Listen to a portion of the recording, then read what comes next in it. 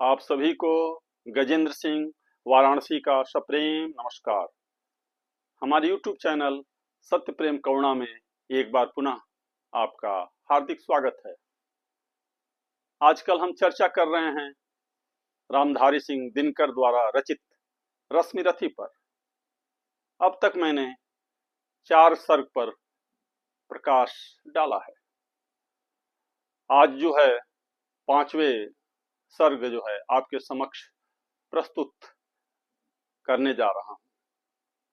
चौथे सर्ग में आपने देखा कि देवराज इंद्र कैसे छल से छद्म भेष में विप्र का भेष बना करके कर्ण के पास पहुंचते हैं और उससे जो है उसका कवच और कुंडल मांग लेते हैं।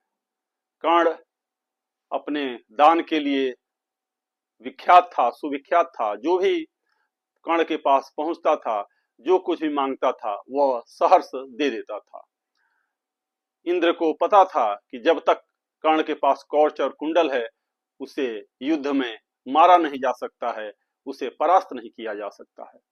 अतः वह छद्म भेष में विप्र का, ब्राह्मण का भेष रख करके कर्ण के पास जाते हैं और उसका कवच और कुंडल मांग लेते हैं। कर्ण यह जानते हुए भी कि कवच और कुंडल के बिना मैं युद्ध में अर्जुन का सामना नहीं कर सकता हूं, कवच और कुंडल मेरे शरीर का रक्षक है, लेकिन इसके बावजूद भी वह सहर्ष दे देता है। धन्य है कर्ण, और आने वाले युगों युगों तक जब भी दान की चर्चा होगी तो कर्ण का नाम सर्वप्रथम लिया जाएगा।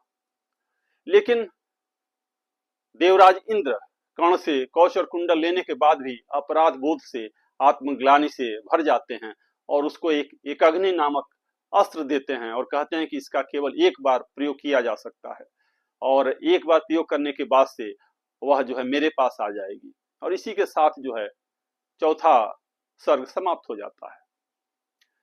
5वां सर्ग आपके समक्ष प्रस्तुत करूं उससे पूर्व आपसे अनुरोध है कि अंत तक मेरे साथ इस वीडियो में बने रहें, और अगर अभी तक हमारे चैनल सत्य प्रेम करुणा को सब्सक्राइब नहीं किए हैं तो उसे यथाशीघ्र सब्सक्राइब कर दें। 5वां सर्ग शुरू होता है। महाभारत का युद्ध शुरू होने वाला है, मात्र एक दिन शेष बच गया है और माता कुंती के अंदर एक अंतर्द्वंद चल रहा है। वह बार बार एक बात सोच रही है, एक बात उसको खाए जा रही है। वह जानती है कि कर्ण जो है मेरा प्रथम पुत्र है, सबसे बड़ा है पांडवों में, लेकिन विधि की विडंबना देखिए कि पांडव और उसका सगा भाई, सबसे जो ज्येष्ठ भ्राता है, वो आमने सामने खड़े हुए हैं और वह एक कठिन निर्णय लेती है कि मैं जो है यह भेद कर्ण से बतलाऊंगी कि तुम पांडवों के ज्येष्ठ भ्राता हो और तुम जो है युद्ध जो है पांडवों के तरफ से करो। और वह यह सोचते हुए जो है कर्ण के पास पहुंचती है और आहट पाकर जब ध्यान कर्ण ने खोला, कुंती को सन्मुख देखकर विनत होकर के बोला, पद पर अंतर का भक्ति भाव रखता हूँ, राधा का सुत मैं देवी नमन करता हूँ।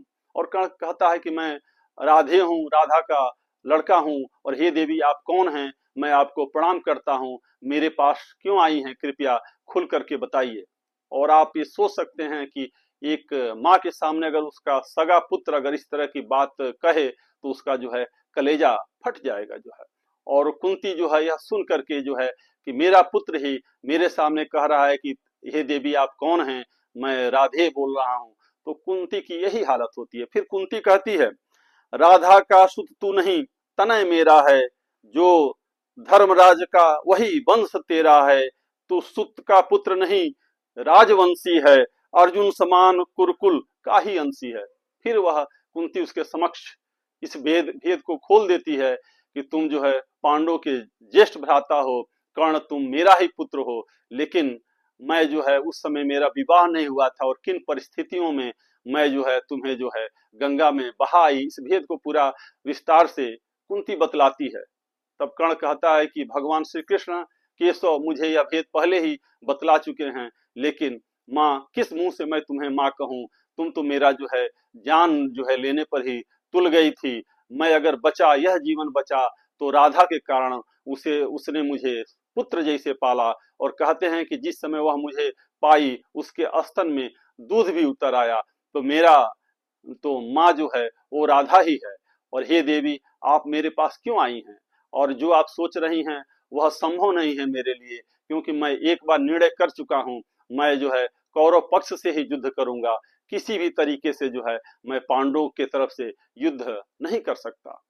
कुंती के लाख समझाने के बाद भी कर्ण जो है अपने जिद पर, अपने जो है प्रण पे अटल रहता है। तब जो है निराश भाव से कुंती कहती है कि मैं तो सुना था कि तुम बहुत बड़े दानी हो, लेकिन आज एक माँ जो है अपने बेटे के पास जो है खाली हाथ जा रही है। यह बात जो है कर्ण को द्रवित कर जाती है, और वह वचन देता है कि मैं, मेरा प्रतिद्वंदी अर्जुन है, और अर्जुन के अलावा जो चारों भाई हैं, अगर वो जो है बंदी भी मैं बना लेता हूं, उनको अगर युद्ध में हरा भी देता हूं, तब भी उनका प्राण मैं नहीं हरूंगा। जा भूल वेश के जहर क्रोध के विष को, हे कर्ण समर में अब मारेगा किसको? पांचों पांडव अनुज बड़ा तू ही है, अग्रज बन हेतु खड़ा तू ही है। पांडवों के तरफ से तुम आ जाओ, एक बार पुनः समझाने का प्रयास करती है, लेकिन कर्ण जो है कुंती की बात को बड़ी विनम्रता से ठुकरा देता है। कुंती फिर कहती है कि संग्राम जीत कर प्राप्त विजय अति भारी, राज मुकुट पहन फिर भोग संपदा सारी।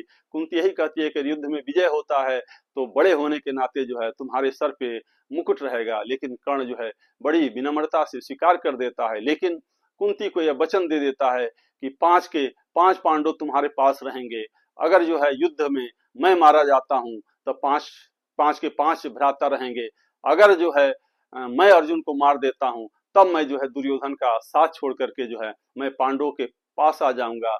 हर हालत में 5 के 5 पांडव रहेंगे जो है, यह कुंती को वचन देता है जो है। इसी के साथ जो है 5वां सर्ग समाप्त होता है, और मैं अगले अंक में जो है 6ठे सर्ग पे चर्चा करूंगा।